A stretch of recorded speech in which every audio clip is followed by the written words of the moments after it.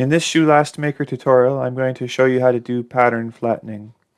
As you can see, I've already got a shoe last open here with patterns already drawn on it. I'll be covering a bit about pattern drawing in my next tutorial. So all we have to do pattern flattening is to move these onto a layer called flatten. So over in the Rhino layers tab, I'll click new layer, call that flatten. And these are already on the default layer, so I'll just say cell, put a dash in front, cell layer, default. And you could select them other ways too. That's just a quick way I like to do it. And now go over to the Rhino's property tab and put them on a layer, the flatten layer. Now that they're there, the flatten command can find them. So on this side panel, press the flatten button, and you get a bunch of options here. You get these options regarding both the flattening of the last walls as well as the last bottom. And the options are free, stretch mostly, stretch only, compress mostly, compress only. So this is a scripting the squish command in Rhino. And so you can, which it allows you to decide how much the material is stretched as is flattened versus how much is compressed. And the free is kind of, as I understand it, it's kind of an intelligent approach to the algorithm. It's the people at Rhino 3D have come up with. I find it works pretty good for the last bottom, but for the last wall, stretch only seems to be the more accurate approach.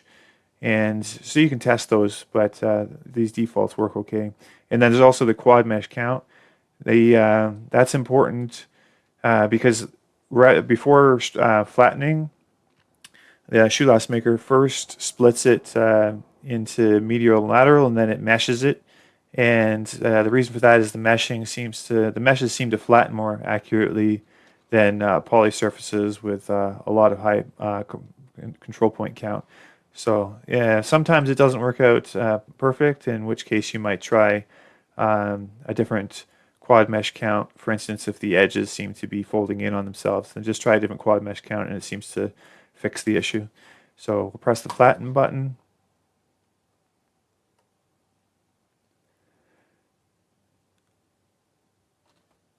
Takes a few moments here. Now, if you hadn't had those curves on the flatten layer, it would just basically flatten the boundary. But because we have those layers, those curves on the layer, flatten, it brings all of those curves along in the process. And as you can see, it does a pretty nice job there. You notice it kind of grays out as we come to the top view. That's because we have a ground plane turned on where it's showing shadows. You can either turn the ground plane off or switch to shaded view. So I'll just show you shaded view just so you can see that now that's there. And then we'll switch back to rendered mode there. So that's it for this short tutorial. As I mentioned before, I'm going to do another tutorial giving some tips about drawing patterns on these shoe last maker shoe lasts. And if you haven't seen it yet, you might check out my previous tutorial on morphing patterns from one shoe last to another. It can save you a lot of time. You can just design patterns for one particular shoe last, and then you're able to map them over to any other given shoe last maker shoe last. That's all for this tutorial. Thanks for watching.